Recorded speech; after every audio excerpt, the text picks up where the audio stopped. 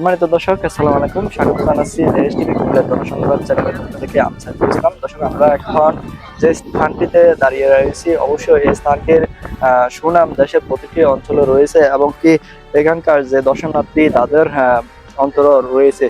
তো আমরা এখন কথা বলবো কুমিল্লা বিশ্ববিদ্যালয়ের একজন শিক্ষার্থীর সাথে। তার কাছে বিকেলের অনুভূতিটি কেমন অনুভূতি কাজ করতেছে এই বিষয়ে একটু জানার চেষ্টা করব এবং কি দেশের অন্যতম স্থান থেকে এই স্থানে এসে অ্যাডমিশন নেওয়ার পরবর্তী সময় তার কাছে কেমন অনুভূতি কাজ করতেছে। ভাইয়া, আপনার পরিচয়টা দিয়ে একটু বলবেন যে আমাদের কুমিল্লা জেলাটি আপনার কাছে কেমন মনে হচ্ছে এবং আপনি দেশের কোন প্রান্ত থেকে এই স্থানে অ্যাডমিশন নিয়েছেন?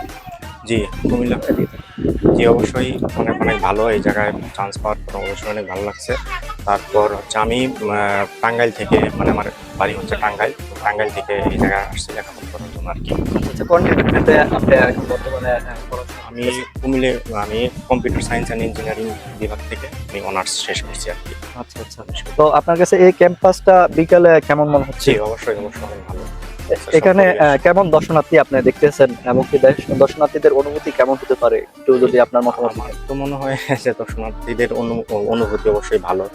আর এই জায়গায় আজকে বন্ধ, তারপরেও দেখতেছেন অনেক মানে দর্শনার্থী বা মানে বাইরে থেকে অনেক মানুষ বা শিক্ষার্থীরা ওই জায়গায় অনেক সময়। আচ্ছা, পরিশেষে আপনি একটু বলবেন যে আপনি তো ঢাকা টাঙ্গাইল নামক স্থান থেকে এই জায়গায় অ্যাডমিশন নিয়েছেন এবং কি এই স্থানের উল্লেখযোগ্য কয়েকটি স্থানের নাম বা বর্ণনা যদি একটু দিতেন অন্যান্য যে দর্শনার্থীরা রয়েছে বিভিন্ন অঞ্চলে তাদের উদ্দেশ্যে। এই জায়গায় আছে দেখার মতো আছে শালবন আছে, তারপরে ওই দিকে আছে ইটাখোলামোড়া আছে, তারপরে হচ্ছে যে কুমিল্লা শহরটাও ভালো। কুমিল্লা শহরে দেখার মতো বেশ কিছু জায়গা আছে, পার্ক আছে।